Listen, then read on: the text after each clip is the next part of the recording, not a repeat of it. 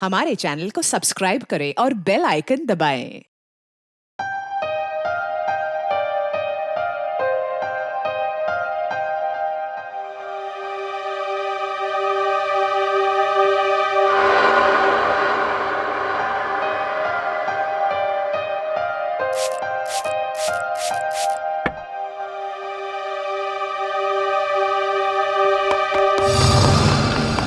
कौन है? कौन है वहां? कौन है यहाँ पर? सामने क्यों नहीं आते?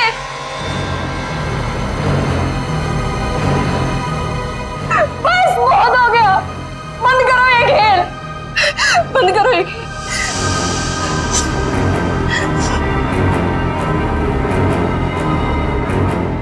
सो भी तो नहीं सकती।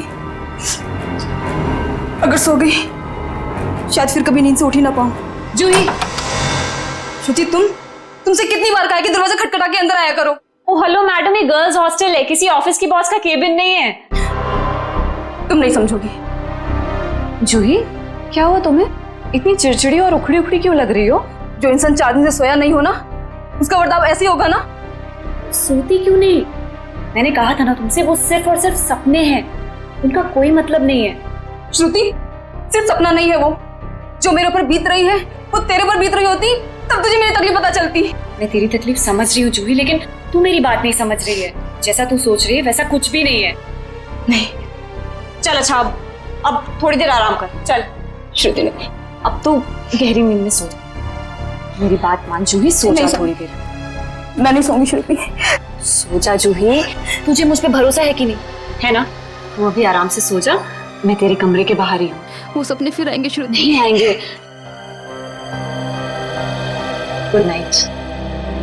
साल भर पढ़ाई करते तो आज नौबत तो ना आती। मुझे बहुत डर लग रहा है यार, कुछ भी तो कंप्लीट नहीं हुआ है। मैं तो श्रुति से ना, श्रुति, पता है मैं तुझे ही ढूंढ रही थी। मुझे तेरे नोट्स देना यार, वरना पता नहीं एग्जाम्स में क्या होगा। मुझे बहुत डर लग रहा है यार। मेरे भी नोट्स अधूरे हैं। अच्छा ऐसा करते हैं कि कल लाइब्रेरी जाके इकट्ठा नोट्स बना लेते हैं। तुम दोनों टेंशन क्यों ले रहे हो? अरे गर्ल्स, क्या हो रहा है? एग्जाम शुरू होने वाले हैं। चलो सब अपने अपने कमरे में जाओ और जाकर पढ़ाई करो, बहुत रात हो गई है। Yes madam.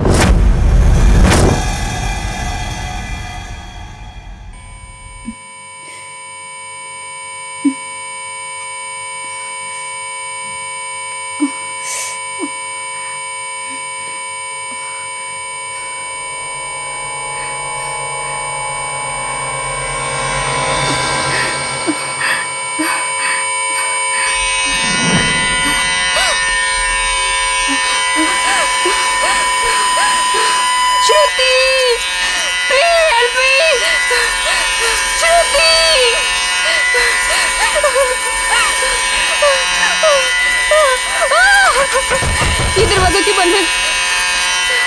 श्रुति, ये लाइट क्यों नहीं जल रही है?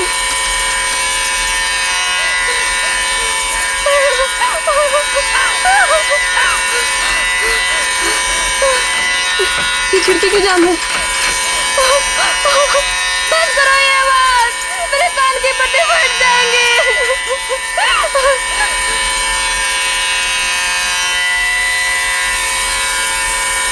ये धुआं कहाँ से आ रहा है?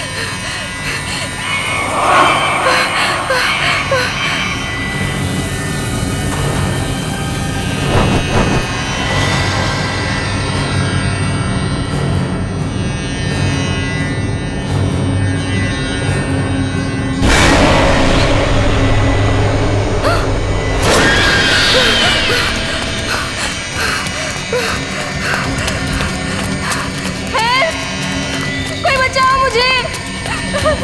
हेल्प! कोई है? बचाओ! Please help me! कोई है? कोई बचाओ मुझे!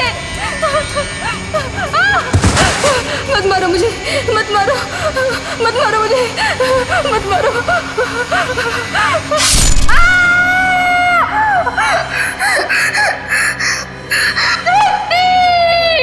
ओह नो, ये तो जूही की चीख है। लगता है उसने वही पुराना सपना देखा है।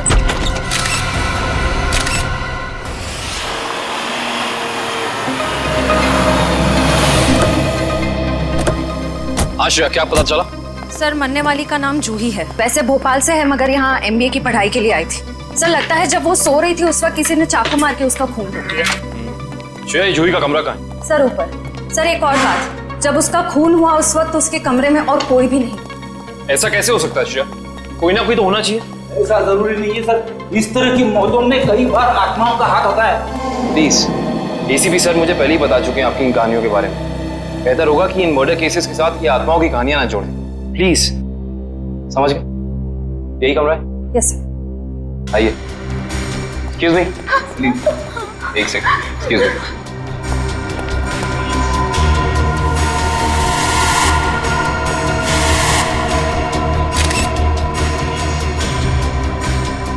श्रेया, यहाँ पे चाकू का सिर्फ एक ही घाव है। लगता है खूनी ने इतनी जोर से वार किया कि एक ही वार में जूही की मौत हो गई। हाँ सर, हमला भी शायद जूही की नींद में ही हुआ।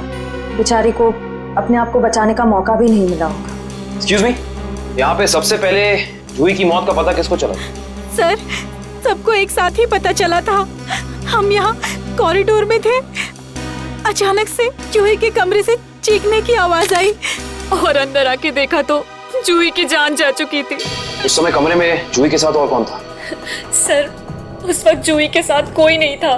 देखिए, आप लोग दोबारा याद करने की कोशिश कीजिए। हो सकता है कोई ऐसा जो उस वक्त भाग निकला हो। सर, भागने का तो सवाल ही नहीं उठता, क्योंकि डोर बाहर से बंद था और वो अंदर से। खूनी भागेगा भी तो कहाँ से भागेगा? एक मिनट, ये दरवाजा बाहर से बंद था, क्यों? सर, कई दिनों से जूही सो नहीं पा रही थी। अचानक नींद से जाग जाती थी और भागकर अपने कमरे से बाहर आ जाती थी। आज भी कुछ ऐसे ही हुआ। वो सो नहीं पा रही थी, मैंने उसको सुलाया और मैं बाहर आ गई और दरवाजा बाहर से बंद कर दिया। लेकिन इसे नींद क्यों नहीं आ रही थी? सर, कई दिनों से उसे डरावने सपने आ रहे थे। उसे ऐसा महसूस हो रहा था कि उसका सपनों में कोई खून करना चाह रहा है, उसकी कोई जान लेना चाह रहा है। हमें क्या पता था कि उसका सच में खून हो जाएगा। डरावने सपने? मैं कह रहा था ना, ये कोई आत्मा का ही चक्कर है।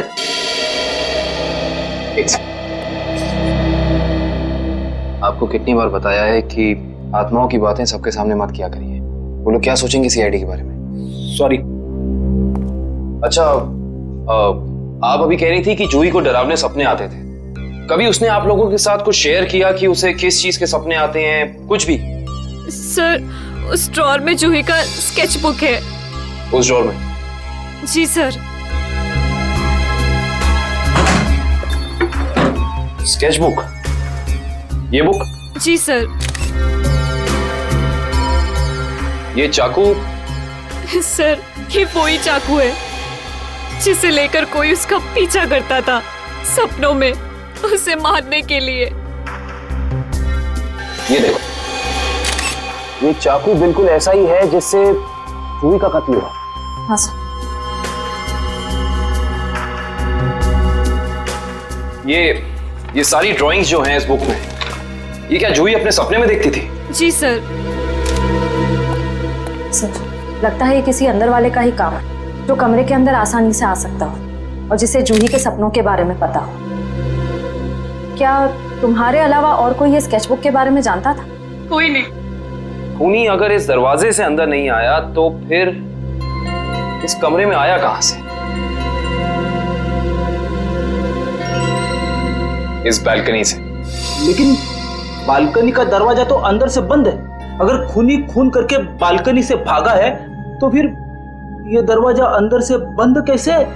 बालकनी का दरवाजा बंद, कमरे का भी दरवाजा बंद। कहीं जूही की आग? ये खूनी यहाँ आया कहां से, ये अभी पता चल जाएगा।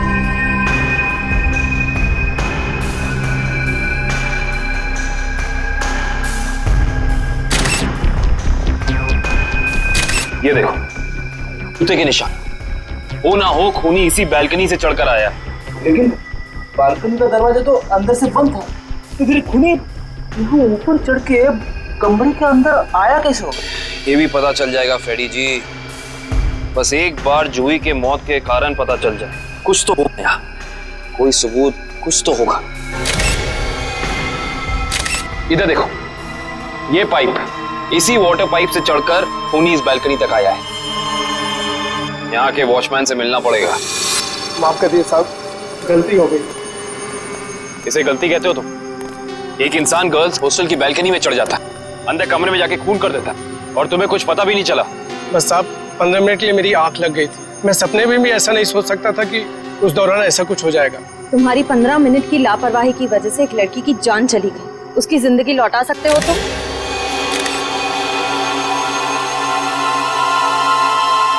सर ये जूता यहाँ झाड़ियों में पड़ा हुआ था। जूता यहाँ पे? हो ना हो, ये जूता उसी खूनी का है। सर ये तो किसी आदमी का जूता लगता है। यानी बालकनी में जो इंसान चढ़ा था वो कोई आदमी था? सुनो, ये जूते को पहचानते हो? नहीं साहब। दोबारा याद करके बताओ, सही से याद करो। कोई इंसान यहाँ आया था जिसने ये लाल जूता पहना था? मैंने नहीं देखा, शायद अंजलि मैडम ने देखा हो, वो हमेशा रिसेप्शन पे बैठती है। ये अंजलि मैडम को बुलाओ, जाओ। जी सर। अगर ये जूता यहाँ है तो कुछ और भी जरूर होगा, ढूंढते हैं।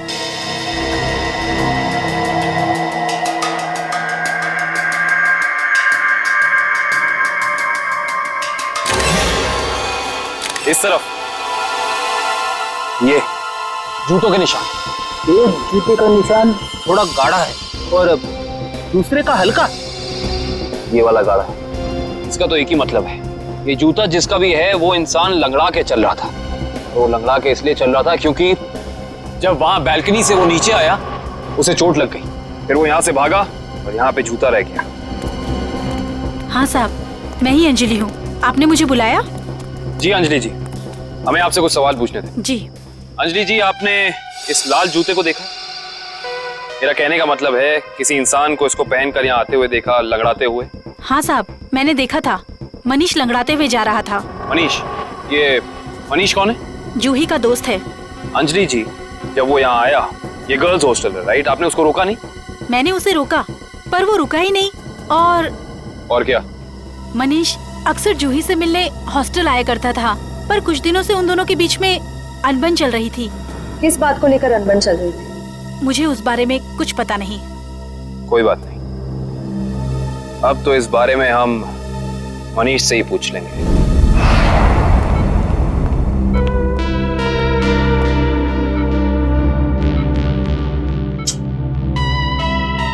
मनीष, कैसे हो यार? मैं ठीक हूँ, पर आप लोग कौन हैं? तुम्हारे शुभचिंतक हैं, सीआईडी वाले। सीआईडी? क्या बात है? क्या मेरी जान को किसी से खतरा है क्या? सुना आपने? खुद एक बेचारी लड़की को मार के खटिया पे लेटा पड़ा है और पूछ रहा है कि मेरी जान को कोई खतरा तो नहीं है। ये क्या कह रहे हैं आप? मैंने किसी की जान नहीं ली।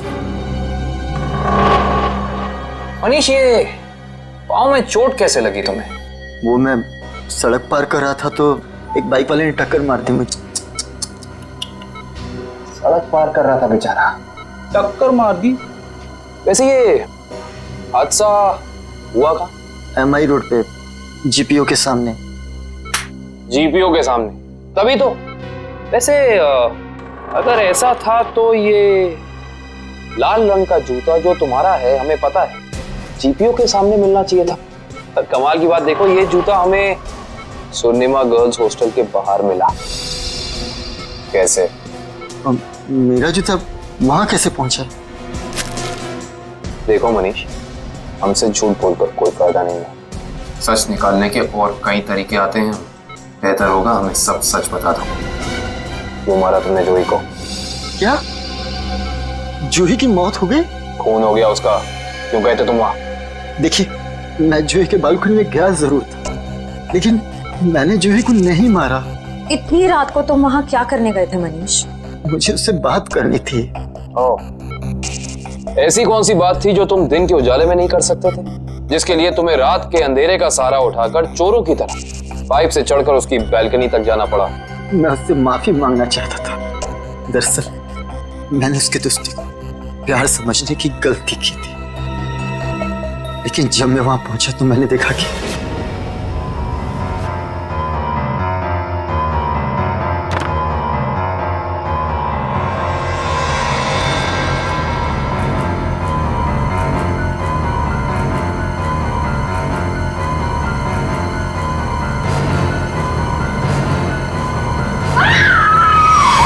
शर्म आनी चाहिए तुम्हें मनीष। उसकी मदद करने की बजाय तुम वहां से भाग गए। यही है तुम्हारा प्यार? अगर किसी ने वहां मुझे देख लिया होता तो इल्जाम तो मुझे पर आता ना।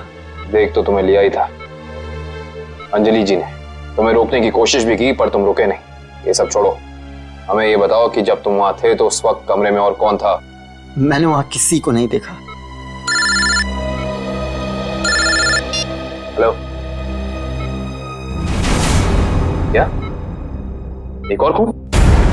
कहां पे?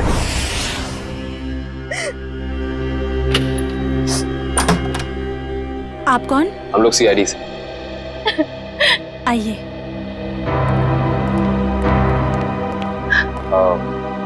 आप कल की जी हैं ना? जी, मैंने ही आपको फोन किया था। मेरी सहेली मीरा का खून हो गया है। उसकी लाश ऊपर उस कमरे में पड़ी है।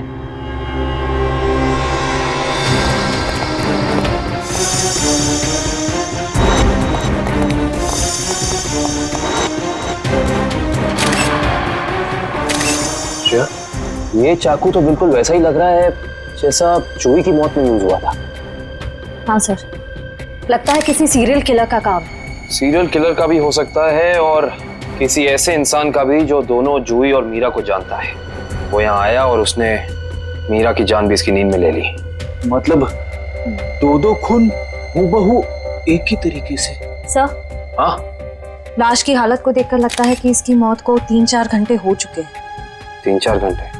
लेकिन श्रेया, जूही की मौत को भी तो 3-4 घंटे ही हुए हैं। एक खूनी एक ही वक्त पे दो जगह पे कैसे हो सकता है? मैं तो कह रहा हूँ जरूर ये किसी आत्मा का ही चक्कर है।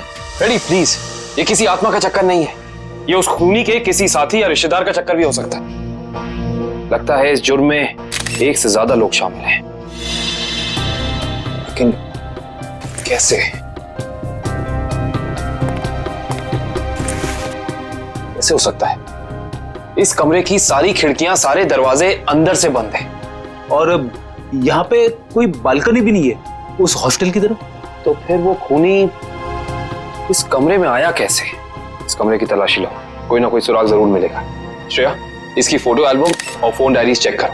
हो सकता है जूही और मीरा के बीच में कोई ना कोई कनेक्शन मिल जाए हमें। Sir, ready? एम्बुलेंस को फोन करो बॉडी ले जाने के लिए। मुझे नीचे इसकी दोस्त से कुछ सवाल पूछने हैं।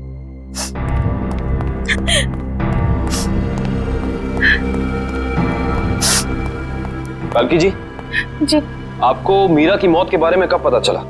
रात को मैं काफी देर से ऑफिस से लौटी तो मैं इस कॉरिडोर से गुजर रही थी कि तभी मुझे मीरा के चीखने की आवाज सुनाई दी। मैं दौड़ती हुई उसके दरवाजे तक आई।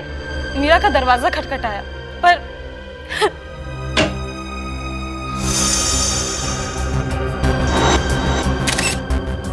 फिर क्या हुआ? मेरा मतलब जब आप यहाँ आई तो ये दरवाजा खुला था कि बंद था? दरवाजा बंद था तो मुझे वॉचमैन को बुला के दरवाजा खुलवाना पड़ा। कल्कि जी, जब आप यहाँ पे आई तो आपको यहाँ इस घर में कोई भी निकलते हुए यहाँ से दिखा, भागते हुए दिखा? नहीं।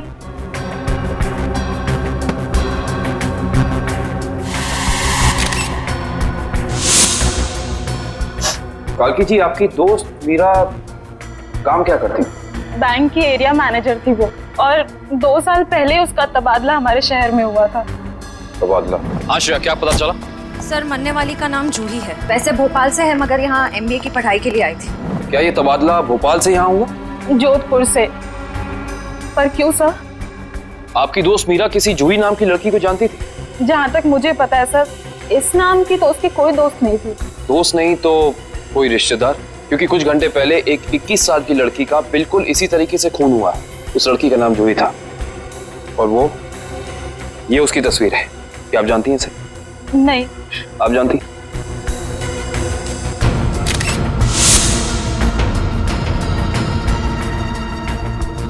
ये क्या हो रहा है हमारे शहर में? आम आदमी तो बिल्कुल भी सुरक्षित नहीं है। कल्कि जी, आपको किसी पे शक है? I mean, आपकी दोस्त मीरा की किसी से कोई दुश्मनी, कोई अनबन? उसका कोई दुश्मन नहीं था सर। मीरा तो बहुत ही सुलझी हुई लड़की थी।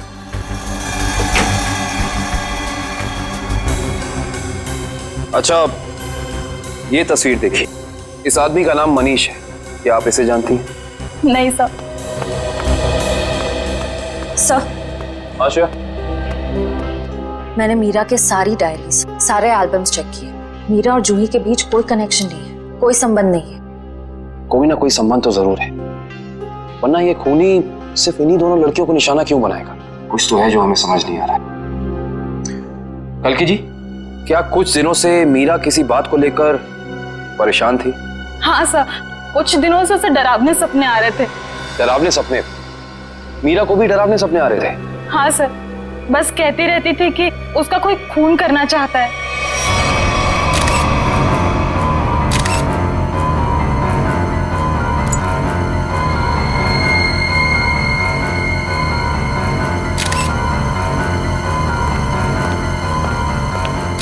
ये कैसे हो सकता है सर? जूही और मीरा को ठीक एक तरीके के सपने कैसे आ सकते हैं? सर, खूनी के अंदर आने का रास्ता तो नहीं मिला है, लेकिन ये स्क्रू मिला है मीरा के बेड के नीचे से। एक काम करिए, वॉचमैन से पूछताछ कीजिए, देखिए क्या पता चलता है मीरा के बारे में। तब तक इस स्क्रू की गुत्थी को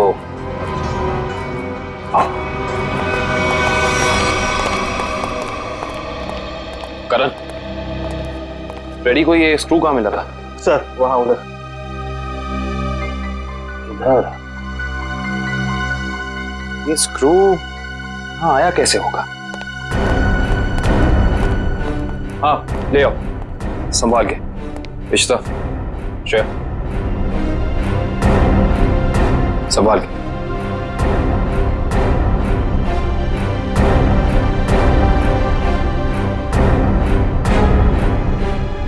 इश्ता,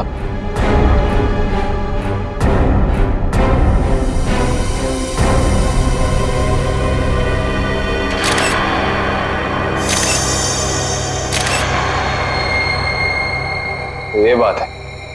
क्या हो सर? ये देख रही हो सीलिंग फैन? अब ये सीलिंग फैन इस स्क्रू की गुत्थी को सुलझाएगा। करण, समझ गया सर।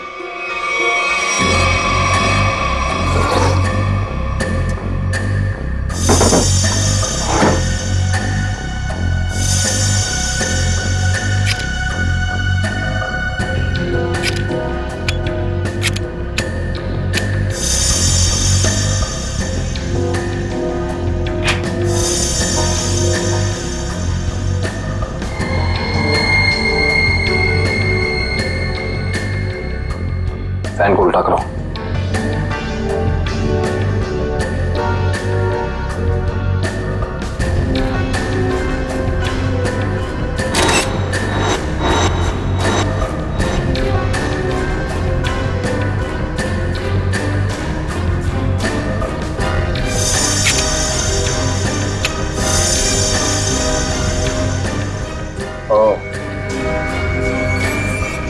सर यानी ये स्क्रू इस फैन का है? हाँ श्रेया, किसी ने इस फैन के साथ छेड़खानी की है, अभी पता चल जाएगा।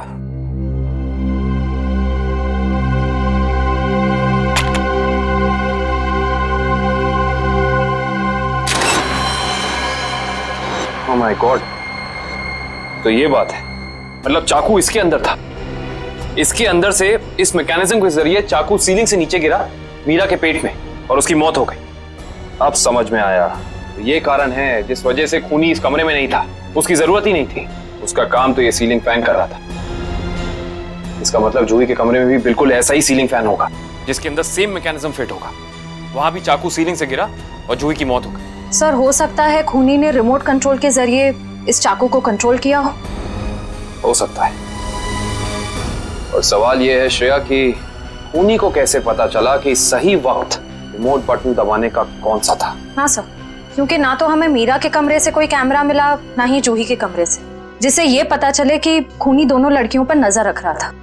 वो भी पता चल जाएगा इस सीलिंग फैन के चाकू के मैकेनिज्म के जरिए। क्या ये मीरा और जूही, इन दोनों के बीच में कोई ना कोई संबंध तो जरूर है, कोई ना कोई संबंध तो जरूर है। मगर सर दूर दूर तक इन दोनों के बीच कोई संबंध नजर तो नहीं आ रहा। इन दोनों के उम्र में बहुत फर्क है, उनके रहन सहन, तौर तरीके, ये जूही का कॉलेज और मीरा के काम करने की जगह, आपस में कहीं भी कोई तालमेल नहीं है सर। सर, हाँ सर, वो फैन और चाकू का मैकेनिज्म रेडी है। चलो देखते हैं।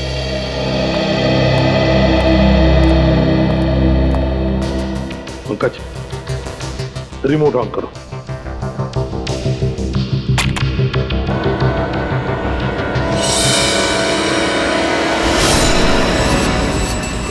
मतलब जैसे ही रिमोट का बटन दब गया, इस फैन के मैकेनिज्म के अंदर जो इंफ्रारेड लाइट थी वो ऑन हो गई, लॉक खुल गया और उसकी वजह से ट्रिगर ऑन हो गया। ट्रिगर ऑन होने से इसके अंदर जो छुपा के रखा था चाकू, वो सीधा नीचे गिर गया, सीधे उसके शरीर के अंदर जो फैन के नीचे सोया हुआ था।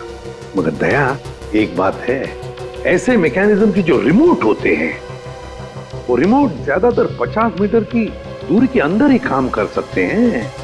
तो फिर जरूर जहां पर मीरा और जूही रहती थी उसके आसपास ही ये आदमी खड़ा था। जिसने भी ये किया है वो 50 मीटर की दूरी के अंदर ही खड़ा था। वहां से उसने रिमोट चलाया और खून कर दिया मीरा और जूही का। और फिर वो सपने, वो एक जैसे सपने जो मीरा और जूही दोनों की नींद में आते थे, ऐसे सपने तो जानबूझकर ही डाले जा सकते हैं, प्लान करके डाले जा सकते हैं, मगर उसके लिए जरूर कोई तो ट्रिगर होना चाहिए। सर, हाँ, जूही के कमरे में लगे पंखे में भी ठीक ऐसा ही मैकेनिज्म मिला है। और तो और जूही और मीरा दोनों के कमरों में एक हफ्ते पहले इलेक्ट्रिकल वायरिंग का कुछ काम हुआ था। जूही और मीरा दोनों के घर में, दोनों के कमरों में एक हफ्ते पहले इलेक्ट्रिकल वायरिंग हुई थी। कहीं ऐसा तो नहीं कि वही इलेक्ट्रिशियन है जिसने दोनों के घरों में इलेक्ट्रिकल का काम कर दिया और फिर खून भी उसी ने किया? पता लगाना पड़ेगा इस इलेक्ट्रिशियन के बारे में।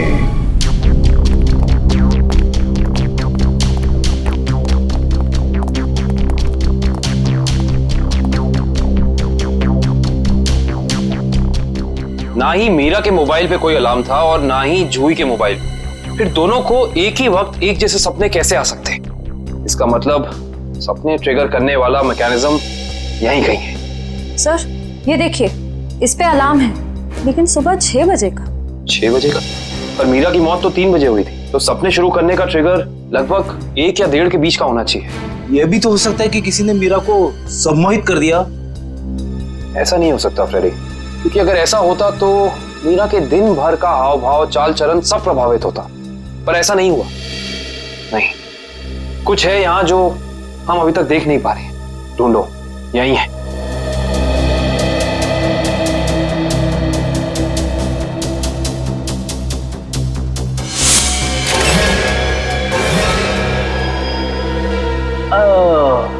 ये देखो,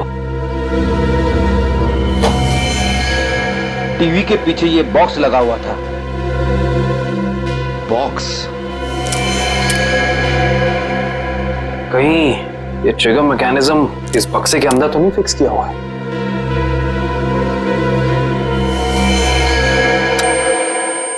अरे अलार्म बंद करो, ये आवाज मेरे कान के पर्दे फटा ली। सर, कौन सी आवाज? यहाँ कोई अलार्म नहीं बज रहा है। अरे इतने जोर से बज रहा है, सुनाई नहीं दे रहा है। बंद करो।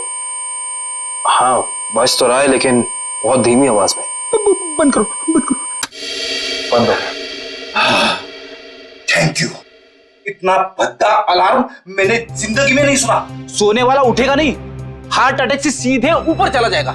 मगर सर, अलार्म की आवाज सिर्फ आपको कैसे सुनाई दी? हो सकता है श्रेया, क्योंकि ये लो फ्रीक्वेंसी अलार्म है।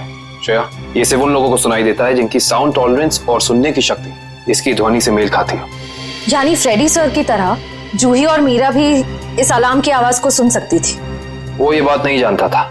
उसने इस ध्वनि का इस्तेमाल सिर्फ उनके दिमाग को कंडीशन करने के लिए किया, ट्यून करने के लिए, ताकि उन्हें वो डरावने सपने दिखा सके। लेकिन डरावने सपनों का कोई संबंध ही नहीं था इस मौत से। अगर वो चाहता तो बिना सपनों के भी मार सकता था उन्हें। मार सकता था, पर शायद वो ऐसा चाहता नहीं था। खूनी अपने शिकार के साथ खेलना चाहता था, तड़पाना चाहता था, फिर उनकी नींद में उन्हें एक गहरी मौत देना चाहता था। इंटरेस्टिंग। करण सर, कल की को बुला के लाइए। को ये देखो।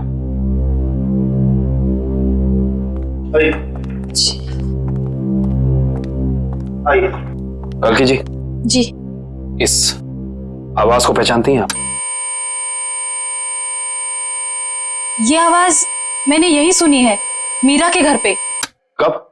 करीब 3-4 दिन पहले, जब वो अपने लैपटॉप पे काम कर रही थी तब।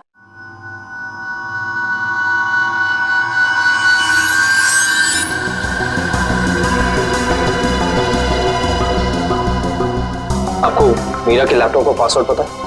नहीं सर। हमें कंप्यूटर एक्सपर्ट से इसका पासवर्ड ब्रेक कराना होगा, लेकिन मुझे लगता है कि हमारे सारे सवालों के जवाब इसी लैपटॉप के अंदर है, इसके अंदर।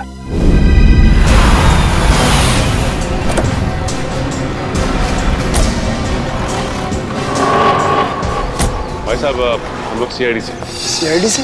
क्या हुआ साहब? हमें पता लगा है कि पिछले हफ्ते आपका एक इलेक्ट्रिशियन वायरिंग करने के लिए इस एड्रेस पे गया। हाँ साहब, गया तो था, पर हुआ क्या? इन दोनों जगहों पे एक एक खून हुए और हमें शक है कि ये खून आपके इलेक्ट्रिशियन ने किया है। मेरे इलेक्ट्रिशियन? हाँ, और वो भी पंखे में चाकू फिट करके। अरे बाप रे, पंखे में चाकू? जी हाँ। और आप ये बताइए कि इन दोनों जगहों पे आपका कौन सा इलेक्ट्रिशियन गया था? मंगेश गया था सर, पर आज वो आया नहीं है। इस मंगेश का एड्रेस तो है ना तुम्हारे पास? हाँ, मंगेश का एड्रेस लेके ना। सर, वो लैपटॉप का और ईमेल का पासवर्ड खुल गया। Very good job, thank you very much. काबिन, जरा लैपटॉप चेक करो। जी। देखो वो ऑडियो फाइल है क्या इसमें, जिससे सपने आते थे उसे?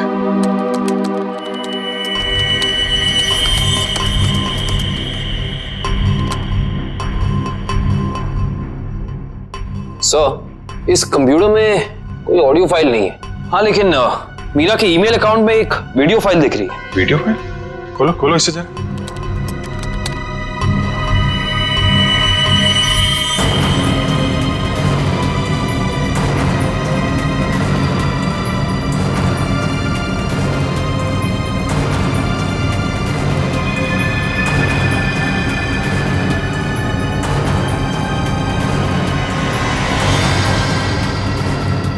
सर, ये सारे विजुअल तो मैंने जूही की स्केचबुक में देखे, स्पेशली ये नाला, ये बोर्ड और मास्क पहना हुआ आदमी, तीनों।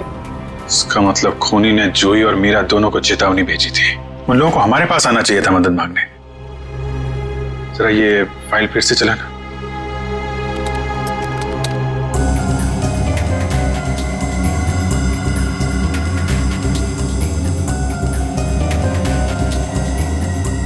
Boss boss boss, Banjara road जो शहर के पश्चिमी हिस्से में है ना? Yes sir. मतलब जो कुछ हुआ है बंजारा रोड पे ही हुआ है। क्या? ठीक है, ओके। सर, उस इलेक्ट्रिशियन मंगेश का जो पता मिला था वो नकली है सर। कोई बात नहीं, स्केच बनवाओ उसका और अपने डेटाबेस में चेक करो। बंजारा रोड, वहां जाके देखना पड़ेगा। सब लोग बाहर ध्यान रखना।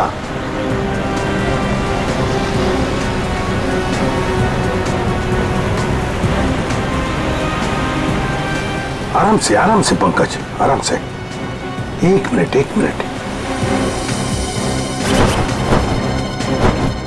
यह है ना एक सूखा नाला है और वो रहा पेड़।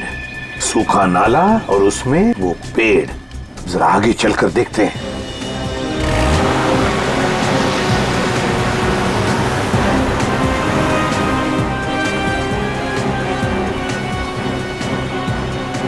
एक मिनट पंकज, एक मिनट। बंजारा रोड मतलब हम सही रास्ते पे हैं। सर वो देखिए, वो पुराना घर जो हमें वीडियो में दिखा था। चलो आगे देखते हैं।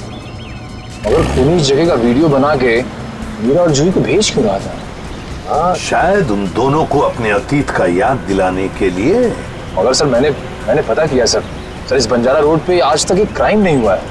यहाँ तक कि पुलिस ने एक चालान तक नहीं काटा है। सर, वो रही बिल्डिंग। हाँ, वो क्या, रॉयल मून होटल। ले लो अंदर।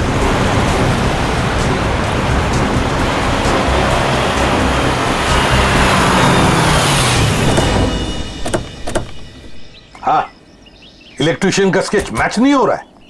तो कोई बात नहीं, ठीक है। वेलकम सर, कहिए मैं आपकी क्या सहायता कर सकता हूँ? हम लोग सीआईडी से हैं। दरअसल एक केस के सिलसिले में कुछ पूछताछ करनी थी आपसे। सीआईडी? अब पूछिए, क्या पूछना चाहते हैं आप? जरा बताइए, कुछ दिन पहले क्या आपके होटल के बाहर कोई किसी तरह की वीडियो शूटिंग कर रहा था? शूटिंग? नहीं सर, हमारी होटल के बाहर शूटिंग या फोटोग्राफी की अनुमति नहीं है। ये दो फोटोग्राफ दो लड़कियों के, एक का नाम मीरा है, एक का नाम जूही है। क्या ये लड़कियां आपके यहाँ कभी ठहरी थी, कभी आई थी? सर, हमारे यहाँ रोज बहुत सारे कस्टमर आते हैं, ये बता पाना थोड़ा मुश्किल है। मैं समझ सकता हूँ, लेकिन हो सकता है आपके रिकॉर्ड में हो कुछ इनके बारे में। जरा देखिए। हल्का जरा रिकॉर्ड्स चेक करना। सर। हाँ सर, ये दोनों गेस्ट हमारे होटल पे रुके थे पिछले साल 17 मई 2013। 17 मई 2013 मतलब एक साल पहले। तो क्या एक साथ आई थी या अलग अलग? नहीं, अलग अलग। सर, इन दोनों के पास शहर में रहने के लिए जगह है, एक घर में रहती है और एक हॉस्टल में रहती है, फिर ये दोनों यहाँ किस लिए आई थी? कोई तो वजह होगी ना पंकज, कोई तो वजह होगी। क्या आपका रिकॉर्ड देख सकता हूँ 17 मई 2013 का? Sure sir. 17 मई 2013 काफी सारी लड़कियां आई थी उस दिन आपके होटल में। कोई फंक्शन वगैरह था क्या? हाँ सर, हो सकता है, क्योंकि हमारे होटल के पास में एक कम्युनिटी हॉल है, वहाँ आए दिनों फंक्शंस होते रहते हैं। अच्छा, कस्टमर का नाम रवि, 5 टैक्सीज बुक की थी उसने, 5। हाँ सर, ये एक नारी सेवा केंद्र चलाता है, मुस्कुराहट नाम है एनजीओ का। और वो अभी भी इसी होटल में ठहरा हुआ है सर। रवि इस वक्त आपके होटल में ठहरे हैं? पास वाले कम्युनिटी हॉल में जो फंक्शन चल रहा है, रवि का ही एनजीओ का फंक्शन हो सकता है? रवि सर, मैं आपका जितना भी शुक्रिया अदा करूं उतना कम है। आप सोच नहीं सकते, ड्रग्स के नशे से मुक्ति मिलने के बाद मैं जिंदगी के ऐसे ऐसे रंग देख रहा हूं जिन्हें ड्रग्स के नशे ने अंधकार में डाल दिया था। वेरी गुड मिश्रा, लेकिन इसमें मुझे शुक्रिया कहने की कोई जरूरत नहीं। ये सब तुम्हारे धैर्य और दृढ़ इच्छा शक्ति का कमाल है। हाँ, लेकिन अब उस सफेद जहर को कभी पलट कर भी देखना मत। हाँ? Okay sir.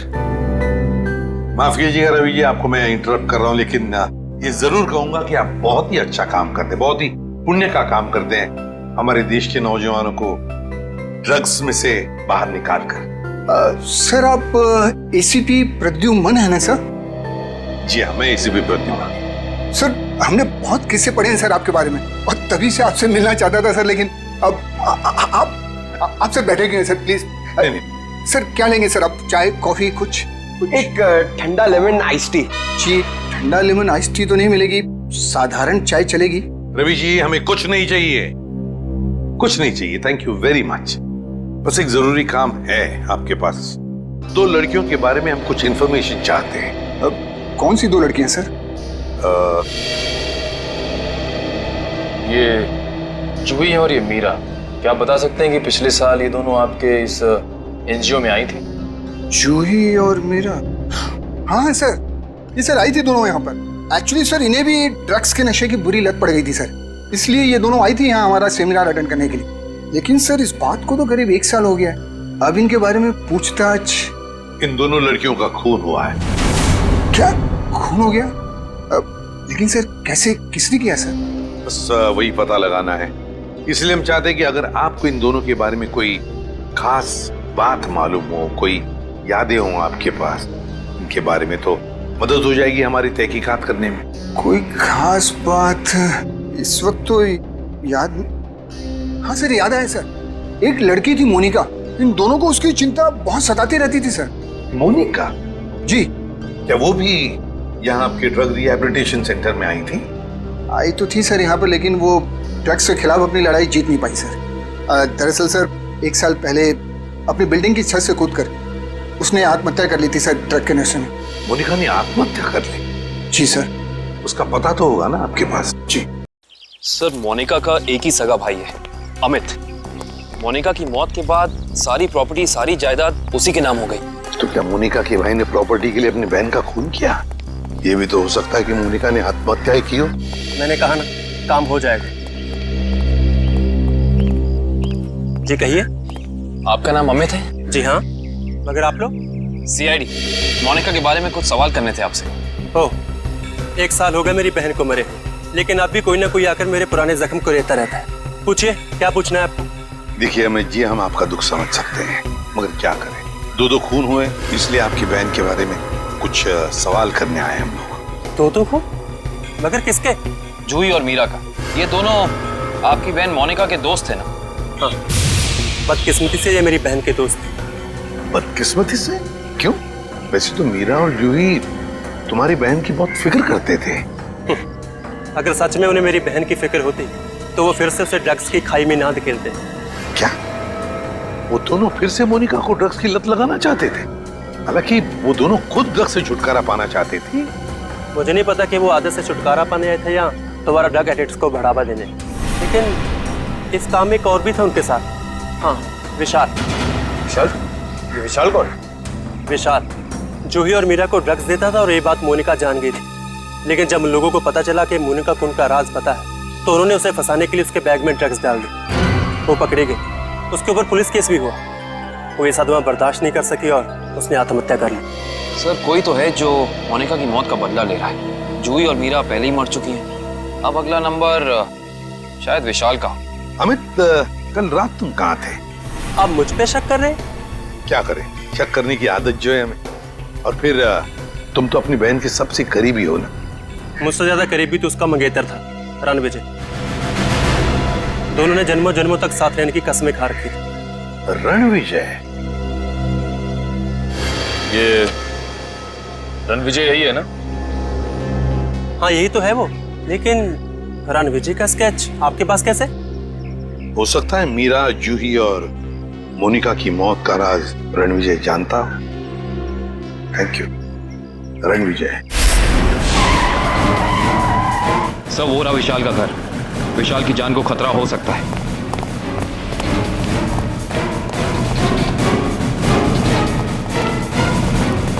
सर, लगता है रणविजय पहले ही पहुंच चुका है। विशाल ठीक तो हो ना? सर, जान बचा के भागो सर। रणविजय कहाँ है? सर,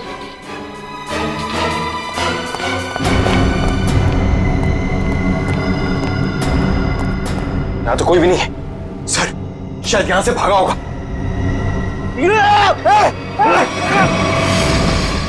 रणविजय! कोई मत हिलना, इसको मालूम नहीं दो। छोड़ दो उसे, छोड़ दो। देखिए, वैसे तो मुझे सीआईडी वालों से काफी लगाव है, पर अगर सीआईडी ने मेरे साथ कोई होशियारी की ना तो ये बात मुझे अच्छी नहीं लगेगी। चाकू नीचे फेंक दो। फेंक दो चाकू। डरो मत, कुछ नहीं करूंगा तुम्हारे इस मोटू ऑफिसर को। मोटू मत बोल, टाइटिंग कर रहा हूँ आजकल। देखो, मुझे अपना काम करने दो। बेवकूफी मत करो, नहीं बच पाओगे तुम। अरे बचना किसको है? एक बार मैं इस विशाल को मार दूं, भले मुझे फांसी हो जाए, फिर मुझे मंजूर है। देखो रणविजय, ये सब करने से क्या मोनिका वापस आएगी? भले ही वापस ना आए, लेकिन मेरे बदले की आग तो पूरी होगी। इन तीनों ने रातों की नींद उड़ा दी थी मोनिका की, इसलिए मैं भी इनके साथ वही कर रहा हूं। इन्हें तड़पा तड़पा कर मारूंगा मैं। देखो रणविजय, मोनिका के साथ जो कुछ भी हुआ ठीक नहीं हुआ। इन तीनों की वजह से बेचारी को जेल जाना पड़ा, बदनामी हुई। नहीं, रात रात भर सो नहीं पाती थी वो, बुरे बुरे सपने देखकर जाग जाती थी। ये विशाल ने मोनिका का बंजारा रोड पे पीछा किया था उसे मार डालने के लिए, इसलिए मैंने भी इन्हें पहले बुरे बुरे सपने दिखाए और अब मैं इन्हें मौत की नींद सुला रहा हूं। रणविजय, ये तुम क्या करने जा रहे हो? विशाल को उसके किए की सजा कानून देगा। अरे कानून का क्या गया, प्यार तो मैंने अपना खोया है ना।